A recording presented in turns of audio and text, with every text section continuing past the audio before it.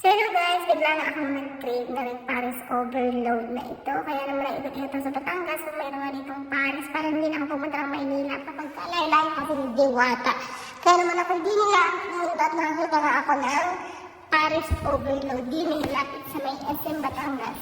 Tapos ay lang nga takala ni ate, tingin naman overload talaga kasi sobrang daming lamaan. Tapos ay nga, so tatlo nga kami umorder dyan, tapos ito sa halagang 150 may free soft drinks ka na, tapos di overload na siya.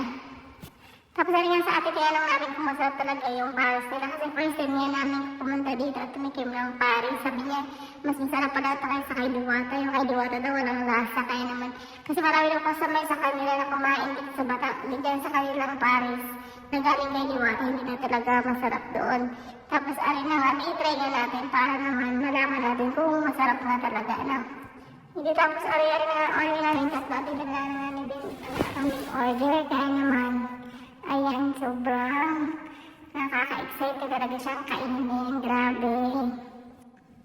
Tapos ayan nga, kakain na nga kami ni Ted at yun naman nga, sobrang sarap talaga, grabe. Hindi titingo sila namin dalawa. Bakit nga si Dindin eh, parang buntis. Kaya naman na. Ba't nga parang buntis ka dyan din? Tapos diyan na nga, titikman na namin. Pagkasarap nga naman nga na rin Paris na overload na rin. Gusto nga namin pumunta kay Diwata kasi naman ang layo naman kasi noon. Tapos baka mamaya pumunta pa kami tapos wala doon. Siyempre kaya naman kami pupunta doon para rin makita namin at hindi masaya ang punta namin makita si Diwata. So next time makikita din natin yung si Diwata ngayon.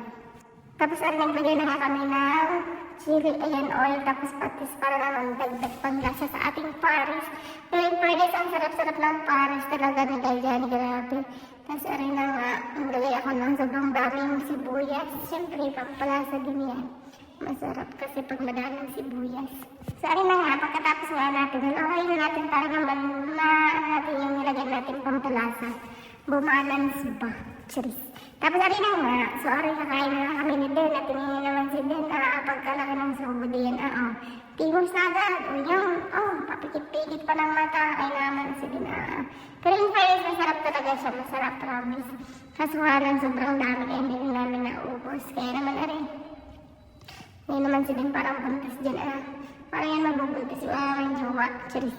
Tapos arin na nga, ayan, Matawahin niyo na nga yan si Den. Hanapan niyo na yan, mabapang asawa.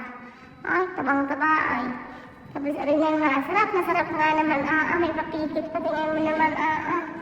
Ay naman ko na din, ay hinay-hinay. Baka yung mga high blood din yan. Ari parang in-order namin ay mayroon na siyang parang utak.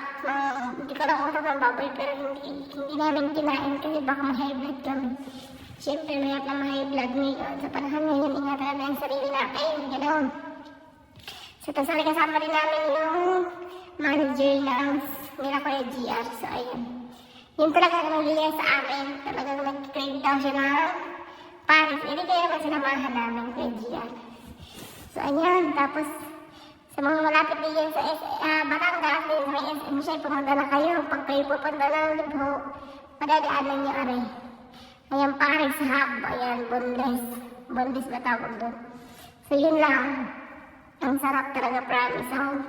Ay siya, hindi ko nahahabaan na rin video at baka naman kayo maumay na sa mukha namin. So yun lang. So hope you like this video. Huwag niyo kalimutan i-subscribe ang ating channel para may kayong updated sa ating video. Bye!